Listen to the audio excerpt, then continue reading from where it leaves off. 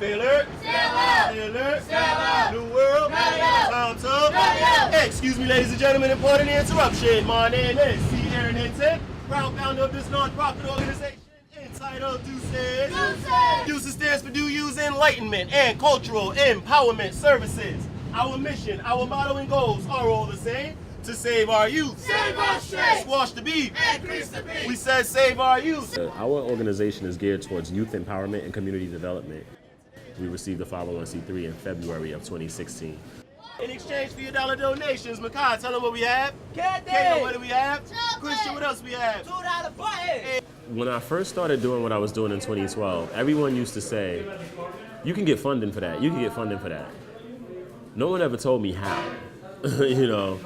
It would be crazy and obscene for a youth group who's just got a 501c3 in February of 2016 in the same year to be at the community board saying, we want space for a building. And, you know, they'll be like, well, how are you going to get this building? You know, do you have any money? Do you have any, you know, a whole bunch of roadblocks would come up. So before we put ourselves in that, we want to try to build like a track record. So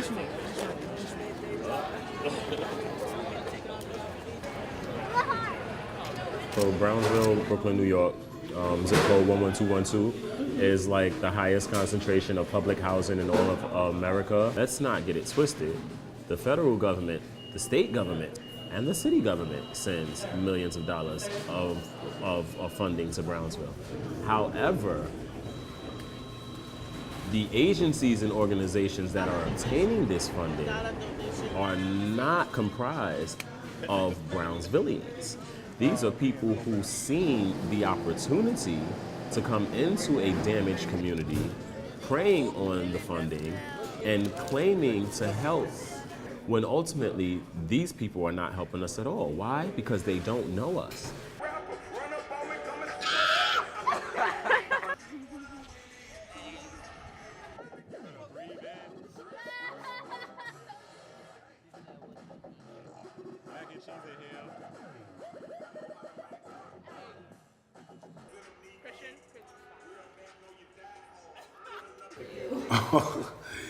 That's a big issue that we don't have a headquarters. I wish we did. Like I said before earlier, I wish that somebody just hand some keys over and say, this is your new office, your building, take it.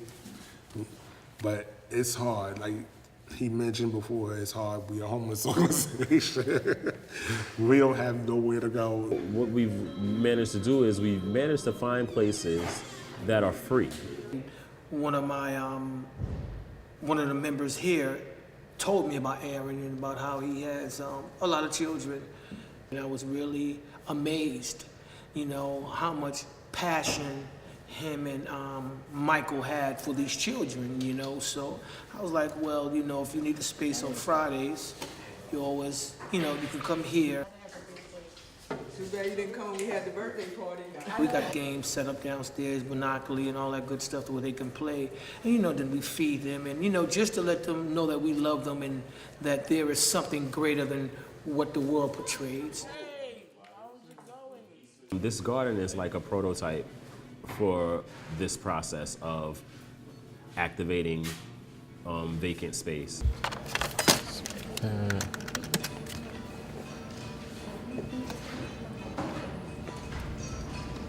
So every page that we print out costs 10 cents. And we're printing out 4 sheets. And I think that each sheet holds about 30 signatures. Sir, can I bother you for 2 seconds? We're trying to save our community garden and we just need a couple of signatures to take to our community board. As far as the garden in the building, and I told them that is a big start because when people see that and like I said, Phoenix Garden, they seen what we're doing and they are jumping on board with us and they're gonna help us get this funding for the building, apply for the grants and stuff.